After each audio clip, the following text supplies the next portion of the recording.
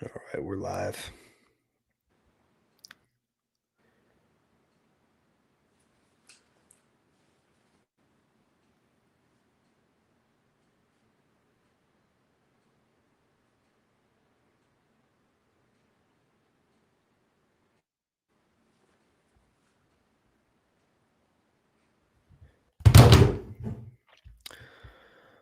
All right, come on in, everybody. Welcome back to the Holler Hour. I hope you all had I guess I would say, I hope you all had a nice long weekend, although I don't know if I'm allowed to say that after all the backlash to Kamala.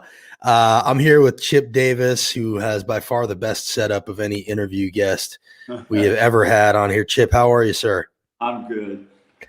I'm Well, kind of amazed by the whole uproar about the have a nice long weekend. have a nice long weekend. I know. It's just crazy the things that they decide to get mad about after they just voted to Especially cover up an insurrection. when you can go back and see, suckers and losers and Suckers and losers, and yeah, why did they do it? I prefer soldiers who don't get captured, all that stuff. Absolute nonsense. And it's really ironic because I have a couple of cousins in Portland who were in the military, and my grandmother and her brother Mose Vance used to have music was always in our family.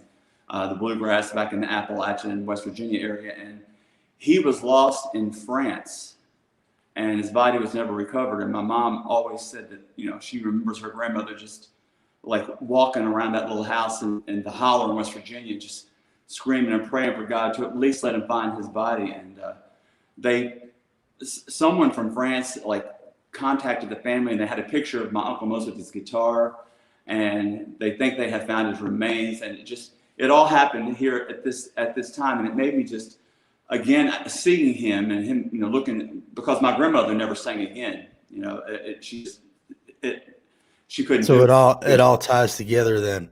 Well, I want to get to, I think people mostly will understand what we're doing here, but I just want to set it up real quick before we do. tnholler.com is where everybody can subscribe, support, all that good stuff. We have hollers all over the state, thanks to you guys. So I really do appreciate that. And today we're talking to Chip about, one of the things that we do here at the Holler is we holler about the people that are up to no good here in our state. And there's one guy in particular that has been on our radar for a really, really long time.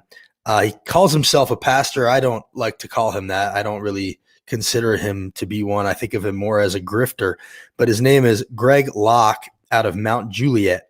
And he has been doing things like telling his flock that the pandemic is fake, telling his flock that Trump is still to this day actually the president. Sunday, he was back in that. Right. And so these are not victimless things that he is doing. And I don't want to say there's a direct connection necessarily, but today we're talking to Chip, whose uncle was a member of Greg Locke's flock, or a member of the church, and caught COVID and sadly passed away. Chip, thanks for joining us today.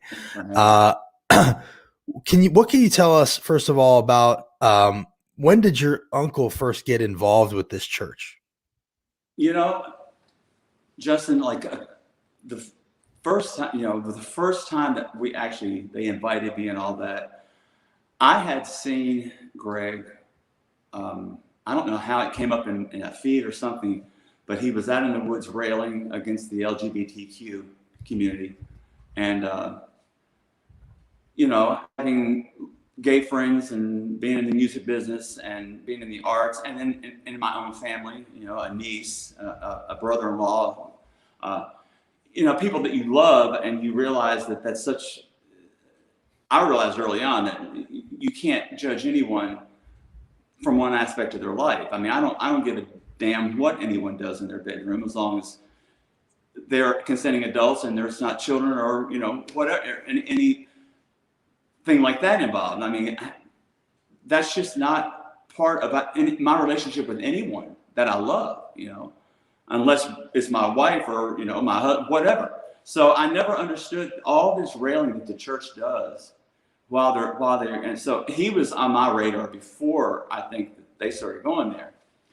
My cousin, his son, my uncle's son, actually, he was at my house the week that his dad got sick, and we were talking about, he was trying to get his mom to take Unc to the hospital, and he had,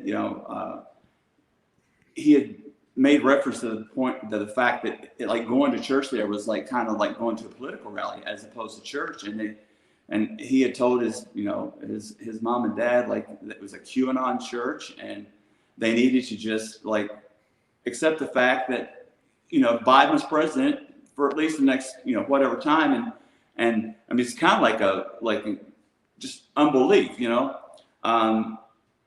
but that was my introduction. When they started going there, my sister and her daughter started going. They were involved.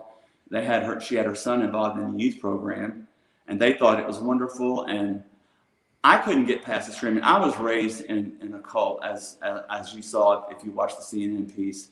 And although my dad was a rather dignified pastor for that particular group that we were in, the cult that we were in, there were a lot of screamers. I'm talking about by the 15, 20 minutes into the message, spits flying, hair is messed up, they're banging, it was, and I just remember sitting there as a child, going, what in the hell is going on here? And really a pretty big awakening at around age 11 that it wasn't for me and about me and not to fear. So the cult thing really throws up red flags for me. And anytime I see someone who has all the answers, who you're not supposed to question, in our denomination, Greg wouldn't even have been qualified to be a pastor because you couldn't be divorced and be a pastor in our cult. Your life had to be exemplary, and even if it was hypocritical, no one knew. On the surface, what people saw, there were major qualifications, and divorce and adultery was two of the things that you got ran off quickly. So it's really hard to watch some of my family that were raised kind of like I was, able to just like disregard all of that they were so strong about, like divorce and even remarriage. You weren't supposed to remarry because How open was this discussion in the house about the church, about Greg Locke? Like, was this taboo to discuss, or were you able to actually have a conversation with your uncle about they it? would get angry with me. I mean, when my uncle invited me, several times, you'll love Brother Locke, and I'm telling you, you'll love him. And I was like, Unc, I can't stand to hear him talk. Like I've watched too many videos of him railing, and particularly after, and this was like probably 5-6 years ago. I was not going.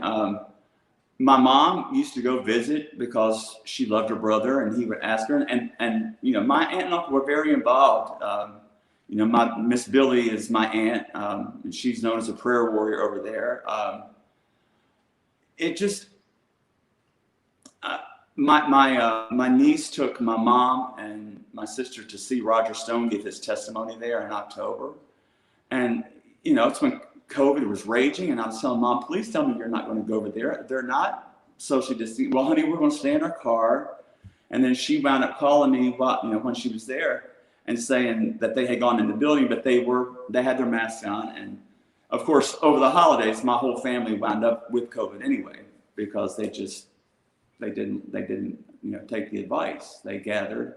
My brother and I were the only members of our immediate family of 2 sisters and my parents that didn't get COVID. When you watch this guy, and I'm going to play a clip for people just in case some people don't know exactly who this guy is, but when you watch him, I mean, I can't help but think, like, how do people not see through this stuff? He's so transparent with this stuff, and he's so, like, there's so much vitriol and anger. This is a clip of him basically saying that Biden is not president. Let's watch this. It's try to get on the right side of history. Lecrae and a bunch of these people out there in the Hollywood world, a bunch of these gospel singers. Joe Biden gets, let me just say, inaugurated He didn't. If you think Joe Biden's the president, you're smoking a lot of meth in your mama's basement. There's no doubt about that. I don't care what the right-wing people say tomorrow. They get me on Twitter everywhere. This guy doesn't believe that Joe Biden is the president because he ain't, knucklehead. I mean, how do people not see through that stuff, Chip? I just don't understand. Justin, I call it willful. My brother and I have discussed this. I almost wish we could have had him on because he's in our corner strongly. It's willful ignorance. And I particularly had this conversation with my mom. Like, my mother is she's like a tender reed. You can crush her easily. She's very, full of empathy, compassion, carries spiders outside. She's just a loving. And so it's real hard for me to reconcile that she has been like bamboozled. I don't know what it is about that angry. If you notice, I don't know if you watched I just watched the piece that you all posted because frankly, I can't. Like my life is high stress anyway. We've gone through COVID. I've been touring with Alabama for the last 8 years, and in 2019, 20 dates in, Randy got sick, and we had to cancel that. And then we're supposed to go back and finish the 50th anniversary tour in 2020, and of course, COVID hit. So we're going back out for the first time this Thursday. I'm going to be in Minnesota and Georgia and Florida, but everything was so high anxiety, and to add that kind of anger and vitriol into the mix, I don't understand how they do it. I don't understand what the appeal is, but my point was the piece that you guys showed. Whenever he said that Biden's not president, they all stand up with their Bibles and their screens. Yeah, it's like what is? God. Like what Bible are they reading too? Like that's the thing that I think is so troubling. It's how they've commandeered the Bible, and they've somehow seized the mantle of Christianity when it's actually nothing to do with the message that even evangelical preachers that I know talk about. It's such a bastardization of what Jesus taught. But I don't even the word evangelical makes me it triggers me now. Mm-hmm. The word Christian kind of triggers me because I don't think that there are actors and there's dishonest actors, and when dishonest actors are purporting to be honest actors, the lack of integrity makes it impossible. There's an agenda, mm-hmm. and I don't think they care how they fulfill that agenda. We've got a group of evangelicals, and I don't know if you follow any Frank Schaeffer, but Frank Schaeffer his father, Francis, was one of the founders of the Moral Majority with Jerry Falwell, and Frank was in the organization for a number of years and has left and is now, he calls himself a Christian, agnostic. But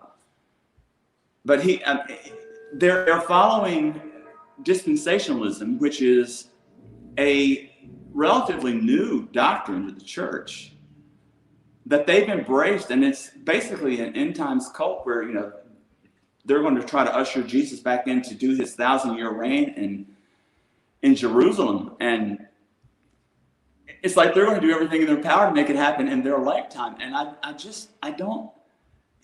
We weren't taught any of that. We were taught that when the world ended, Gabriel was going to blow the horn, the eastern sky was going to split, and if you were a believer, you're going to be caught up in the air, and all of it. And when I say it, it's like telling the story of the ark.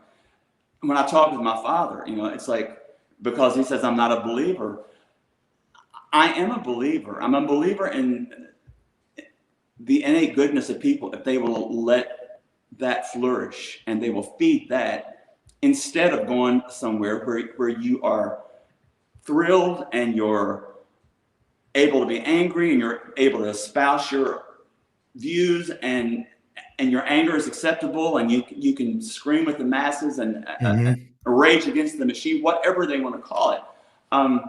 It has nothing to do with the gospel. It is Right. certainly not something that I wouldn't want to go to a church where that's what was the steady diet of it. And the arrogance of like, just when I had to take a break was whenever he hit that microphone and like, if you don't like it, you can leave. No, you can't leave because the parking lot's full. So you're here until I'm done. And he took that, it's all acting.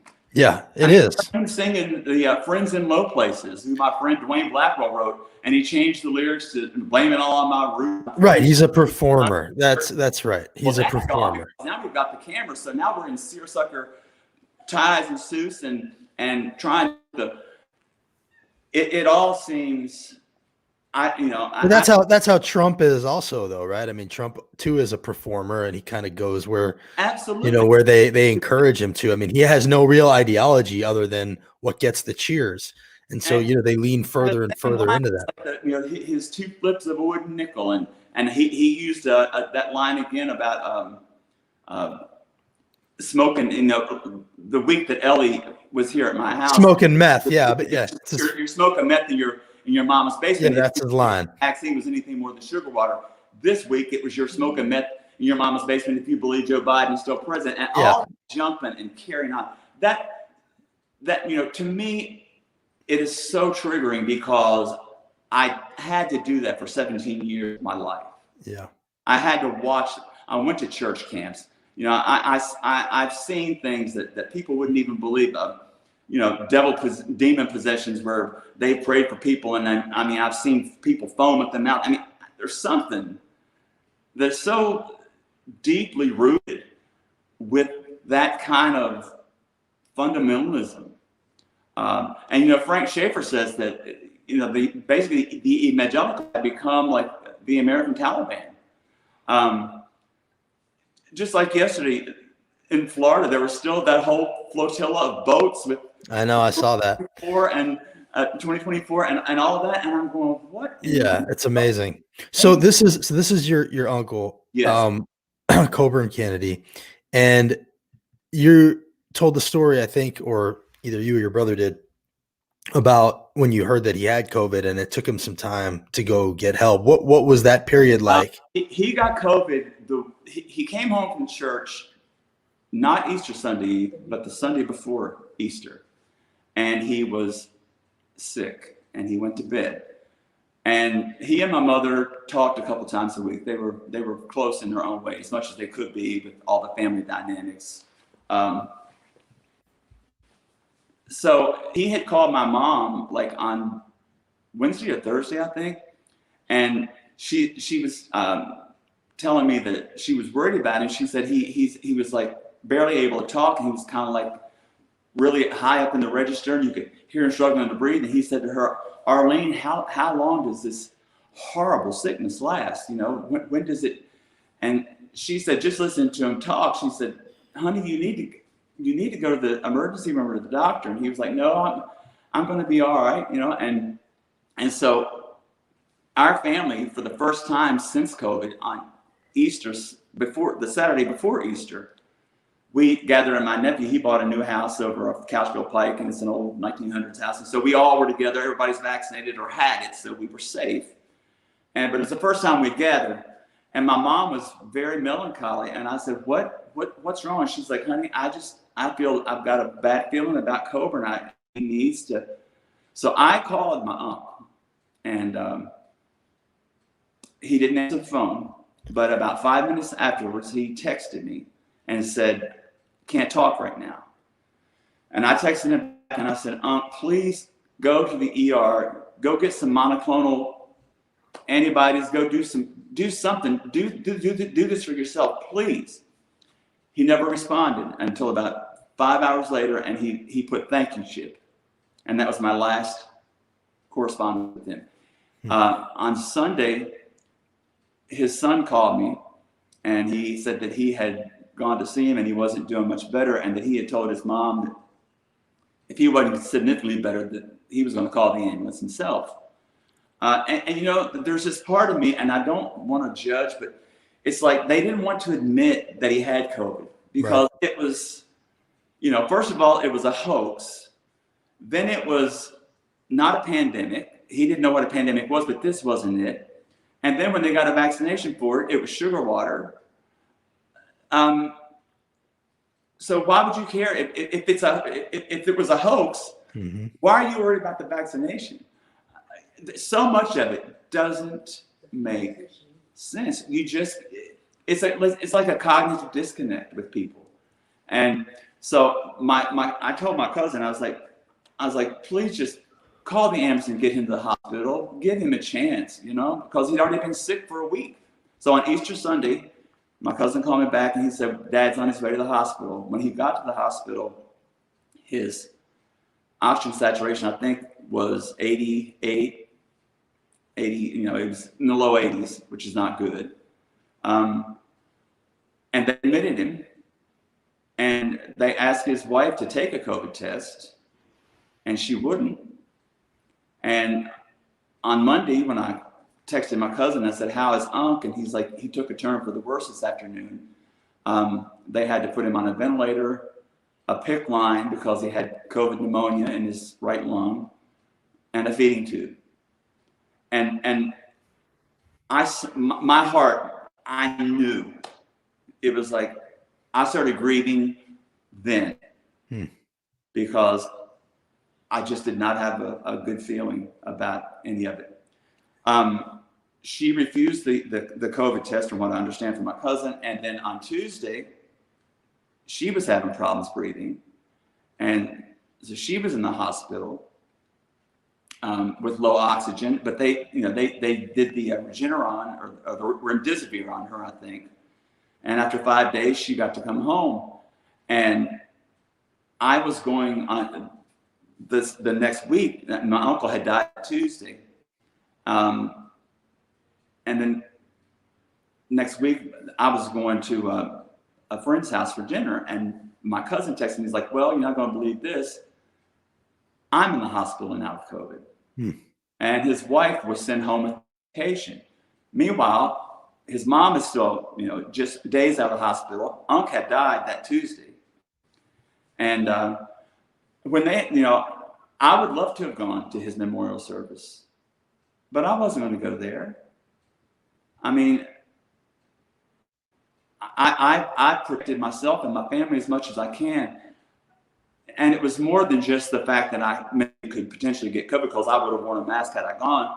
But I couldn't subject myself to, I didn't know what it was, the ranting and the hollering and all that. I couldn't do that. In your mind, Chip, it's hard to make the connection. I'm not asking you to, but in your mind, do you feel like it was where he went to church was a contributing factor in the result? I absolutely think that it is a contributing factor, because when you deny something that, clearly, I mean, if we're supposed to believe this was all set up to crash the economy and to do all this craziness, I mean, there's still countries all across the world that are where we were at a year ago. The whole world conspired. Yeah. I mean, it's a level of insanity that just, I don't know. And the really infuriating thing was, after the piece ran, Greg was all over the place. The first night he told CNN he'd see their bus in court, and then this was on his Facebook Live, and then the next night he said he didn't lose any sleep. They were going to rejoice when you're being persecuted. The Bible said to rejoice, and they were rejoicing. And then the next here's that clip real quick that you're talking about. CNN is about to find themselves in a courtroom with Pastor Greg Locke and Global Vision Bible Church. I got off the phone with my attorney before I did this video. We will win. Yeah. So he's claiming that he's going to sue CNN. But for then, he was for what? he was sitting there having his Dunkin' Donuts with his 7 creams and 5 sugars, which he has to always talk about. When like the thing in Kentucky where he was going to take his work boot and knock the guy's teeth down his throat if he called him a liar again. And then within 10 minutes of that altercation, saying that he wished he had brought his megaphone so he could sit out there about that business and preach Jesus. You just threatened. How Christ-like is it? Yeah. Then he said it would take a full-grown man, and Jesus was muscular and turned over, marble tables. To me, it's just entertainment. It's all it is entertainment. Mm-hmm. But the thing that I found most disturbing about his response to our family, he called us fake family. And I can't find the thing because I'm using my phone, but he called us fake family and said, did mourning, and he did like the like we weren't mourning. He said, "Dear CNN, you are liars. We will rejoice and not back down. There's a reason you only used fake morning interviews from quote unquote family that had zero to do with this dear man. Why not his kids? Why not his wife? Because what they said destroyed your narrative. See you in court." And then your daughter responded, "I'm his fucking family too. They did speak with his son, his wife, and his grandson. For Greg to say otherwise is a complete lie. JFC. And then, how dare you, Greg? That's my family you're talking about. The only liar here is you." I'm going to go ahead and believe your daughter on that one. I mean, Justin, my uncle was our family was very musical. Two of us were born with perfect pitch, my oldest sister and myself. We sang in church from the time we were 6, 3, and 2. And, by the time I was 11, I was writing songs. I wrote a song when I was 11 that wound up getting cut like just a couple years ago. I knew the lingo because I was in church Sunday 4 times, Wednesday night. The only thing that wasn't mandatory with my dad for us to attend was the Saturday night prayer meeting. And that was just the core group of, 10 or 15 that came. It wasn't a big church, but, being raised on nothing but, kind of bluegrass and gospel, I knew I learned from some great writers, Bill Gaither, Dottie Rambo. That was our Beatles and our, Creedence Clearwater, whatever. That was our music because that was all that was allowed. Mm-hmm. I would remember when I discovered Motown and the Beatles and all that. I had this little Motorola radio that had a scantenna that you could hold it and take it to the And did you and your uncle connect on that stuff? Oh, absolutely. My uncle took me to my first nightclub when I was a kid. I would go up to Ferndale, Michigan, where he lived. I would go to his band rehearsals. I would play keys. This is like when I was 11, 12, 13. My dad didn't know about it because it wasn't allowed. But my mom, when she would get away from dad, would kind of let me go hang out with my uncle. And he was the one that told me, he's like, you need to get yourself to Nashville. You're incredibly talented. We wrote songs together. We had the same sense of humor, sarcasm. We could, literally, we say, when I was still living in Baltimore before I moved here, he and my brother and I came here for some meetings, and we stayed at the Red Roof Inn on Harding Place. When Daryl's was still open, we'd eaten this big meal at Daryl's, and it's one of the happiest memories of my life. Mm-hmm. That's how I remember him. The church, their embrace of that and the infatuation with it and all that, it definitely, we couldn't talk about it. When he would tell me that I would love Greg, I'm like, dude, I can't even stand to listen to him. I said, there's an arrogance that is just palpable that you can, people fail to realize, I can feel the energy that somebody sends a text in. I can feel the energy that somebody sends. You don't have to be looking at me or talking to me to hear your voice to know what your spirit is. People may not believe that, but it's true. Sure. So when someone blasts me in anger, whether it's in a tweet or Facebook or whatever, I feel it. I know exactly what the intent is.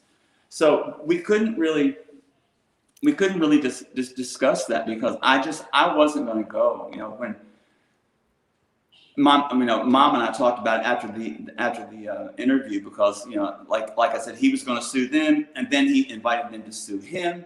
Then he came back the day after that, said that the widow was enraged, and that how is the family? I mean, not the family, but his wife and son. I mean, I haven't talked to him since all this. You haven't? No, I have not. My cousin was supposed to talk with Ellie. There was an interview set up, and she met my. Do you think Greg talked him out of it? And well, I mean, it would certainly appear that way because when he got the tummy ache and got nauseous, and the Holy Spirit told him that he was walking yeah. crap.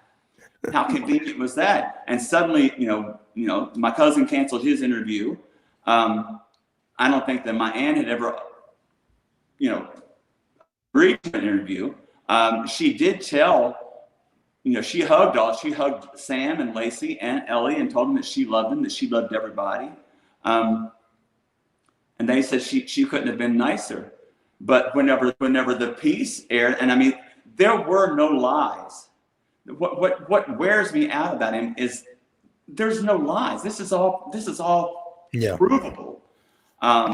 He is my uncle. He's my mother's baby brother. He's been my uncle for the 63 years of my life.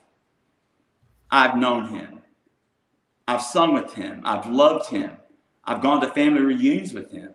When Billy and I moved to Nashville in '92, and my mom moved here in '95, and when he retired from Ford, they moved here. We all wanted to be together. That's what we thought it was going to be.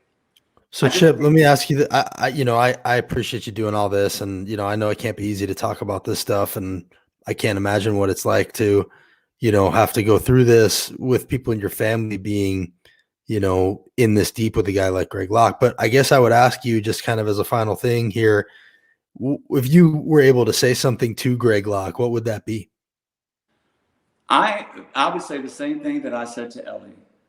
If he could find just a modicum of humility, some tenderness in his spirit, some recognition that my uncle's life mattered, for it not to be swept under. I mean, it was so strange, Justin, having people arguing with my daughter. This one guy came on and said, your uncle died, or Mr. Kennedy died with cancer. No. And then there was kidney disease. No, he died with COVID. And he died because he laid there believing he had been taught so long that it wasn't real. And then when he finally got it, they had been told not to take the vaccine because there was fetal tissue in it. There was that whole thing. You know about that. You saw that. Yep. I mean, I've got the receipts for that. I wasn't lying. Mm-hmm. This happened, and he died. And it's like no one, to me, took the time to acknowledge really him. They made it about. I mean, he died on Tuesday. On Wednesday night, I did watch the streaming service because I wanted to see if they were going to acknowledge that he had died. And my family was in church. If I had lost my brother, or if I had lost any member of my family, I wouldn't be in the church service the next day. I don't know what I would be doing, but I know I wouldn't be doing that. Did they acknowledge that he died and what he died of? They did not. Tay got up and she said, it's a very sad time for our church right now. We lost Mr. Coburn, and she talked about how what a loss it was to the church. They kind of considered him one of the, I would have to go back and look at all of it. But they were playing this sad music and keyboards, pads, and all that. And she was saying that that she had just seen him a couple of weeks before that. And he had a name tag on that said Miss Billy's husband. And she said, Coburn, why are you wearing a sign that says Miss Billy's husband? He said, because that's what everybody asked me. So I thought I would just wear this sign. And she talked about what a testament that was to their love and all that. And maybe that's all true. I don't know even how to say what I'm trying to say. There's a hole in my life. There is a rip in the fabric of my soul that will never be repaired because he's gone. And I personally believe, had he been vaccinated, he would have at least had a chance to live. Had he not laid for a week, sick with it, calling my mother and saying, how long does this sickness last? And us saying, please go to the hospital, he would have had a chance. But I do believe that the years at that church and the constant bombardment of misinformation, yes, I do believe that it contributed to his death. I do. And that's just my opinion. I can't prove it. But I can prove that he was my uncle. Yeah. I can prove that my mourning isn't fake. I can prove that we're not a fake family. I don't think anybody really believes most of what he says that isn't already in that deep. Chip, do you want to end with a song here? I see you sitting there on that piano. Might be a good way to take us out. I'm no pressure, but if you want to say what you're saying in song, feel free. You know what? This is a song that I wrote with my brother and my uncle. It's called Back Home Again. So I'll do that in his honor. You'll have to see me kind of from the side. And this is an 1857 square grand pre-Civil War that I have. I love it. All right, I'm going to take myself out of here so we can watch you do. Oh,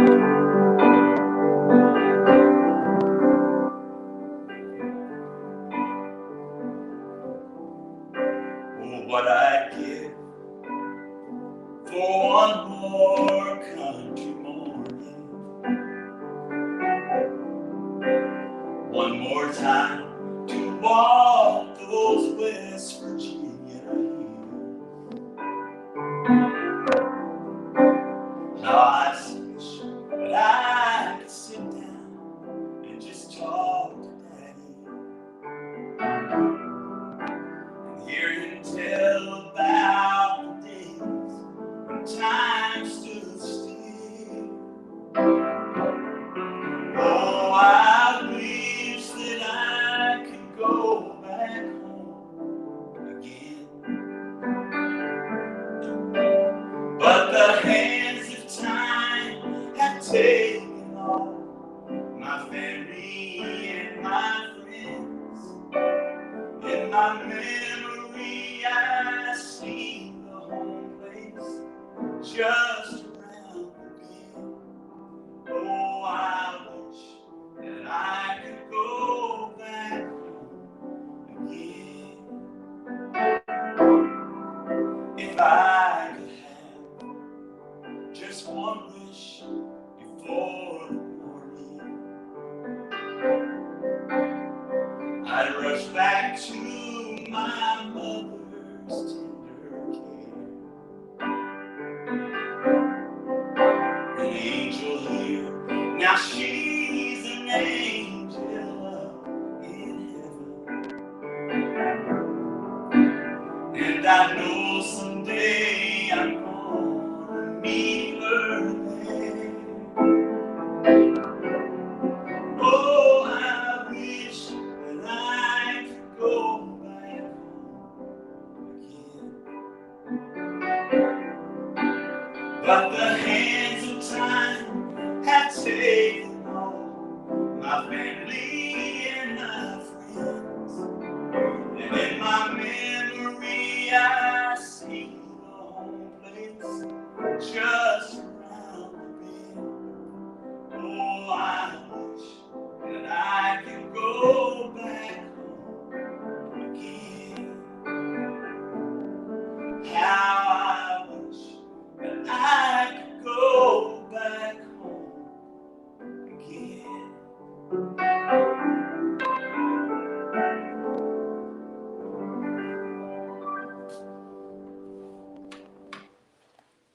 And I have to, in my heart of hearts, believe that that's where he is. Really, really nice, Chip. Chip, thanks so much for sharing that with us. Thanks for sharing your story with us. Deeply, deeply appreciate it. I'm so sorry for your family's loss and for your loss, and keep telling your story. I see just on here in the last, 39 minutes, we've seen a lot of people who have responded to your story and appreciate that you're speaking out because they've gone through similar things. So, Yeah. it really helps to show people they're not alone. So I thank you for that. I thank you for the opportunity, and it's very nice to meet you. I've been following you guys for your voice of reason out there in the Twitterverse. So I'm really very grateful, and I don't have a drink. Oh, what does that say? Account suspended, Donald J. Trump. Very nice. Oh, I get that's fantastic. my favorite cup. That's a fantastic mug right there. Wow, that is really good. I need to get one of those. Really, really good. You know what? I'll get you one. Okay, I appreciate that. Chip, thanks so much. We'll look up and I'll get it to you. That's at Chip Davis. What is it? Sings? Music. Chip Davis World. On Twitter, it's Chip Davis Music, though, right? Yeah, it's Chip Davis Music, yes. All right, at Chip Davis Music on Twitter. Everybody follow Chip. Chip, good luck with the music and the tour, and thank you, and stay in touch, my friend. Thank you. Take care. Take care. That was Chip Davis sharing a story with us. Really appreciate everybody who followed along. Really cool song that he ended with there. Greg Locke is one of the people that has been on our radar for a long time here. Another one that I just want to close with for the people that are still here is this Gigi Gaskins woman that runs Hatworks, which we're now calling Hateworks, based on what has happened in the last few days here. I think most of you probably know, but just in case you don't, she posted this on their Instagram page, which was a picture of her wearing a yellow Star of David patch, basically equating people who aren't getting the vaccine shot with Jews and the treatment of Nazis and the Holocaust, which struck a chord with me. I think if you followed us for any amount of time, you know that my grandparents survived Auschwitz. Jean and Harry, they survived. They're gone now, but they survived. My mother lost a brother in the Holocaust. So it's a pretty near and dear subject for me. And so we posted that. I kind of knew when we posted it that it was going to make some waves. I didn't quite know how big the waves were going to be, though. Pretty quickly, it became a national story. We had NBC News pick it up. They included our tweet in there. Then we had people start showing up physically, signs at Hatwork saying no Nazis in Nashville. All kinds of people showed up. Nashville does not tolerate this stuff, which is one of the things that I really dig about the city. Unfortunately, not all of the state is Nashville. So there probably are a lot of people who also agree with Gigi, but the backlash was swift. And pretty soon there were a number of hat companies like Stetson coming out and saying that they were cutting them off, no longer doing business with them. That list grew very quickly. I don't know what the list is at now, but it looks like they've lost more than half of the hat companies that they were distributing. And, I just think it's really important to name and shame these things. She eventually apologized, but I think it's too little too late. This was not the only thing that she had on their feed of this kind of thing. She also was at the insurrection. This is a picture she posted at the insurrection, and a eagle-eyed follower of ours sent this to us in our inbox. I think they're actually right about this. You see this guy running up I guess what must be some sort of, inclination, I don't even know what, a ramp or something next to stairs. And then you see next to his knee, there's an eye poking out. And I think that might be Gigi Gaskins right there. I think they're right about that. So there she was at the insurrection, taking pictures, having a grand old time. And, she has also put up signs saying, don't say no to cancel culture. You won't cancel us, all this stuff. Well, she has gone and canceled herself. And I don't know if this is really going to hurt her business long term. I don't know what's going to happen to Gigi Gaskins, but I do know it's really important to name this stuff and shame this stuff and show that love is stronger than hate. And I really think that Nashville did that, and the backlash was swift and firm. And so I appreciate that all of you helped lift all of this stuff up. This was another one that I liked. This was Rebecca Boynton said, "Here's your yellow star." Gigi gave her a 1-star Google review. A lot of people did that. So I thought that was really funny. Anyway, bottom line is just that it's good to push back. We have to show up. And I appreciate that you all did that. So thank you for joining us here with Chip. We'll be back think Thursday afternoon with another guest. We'll always have guests here on the Holler Hour. So follow us at the TN Holler, also at all the other hollers all throughout the state, and stick with us and let's keep yelling the truth. Talk to you soon.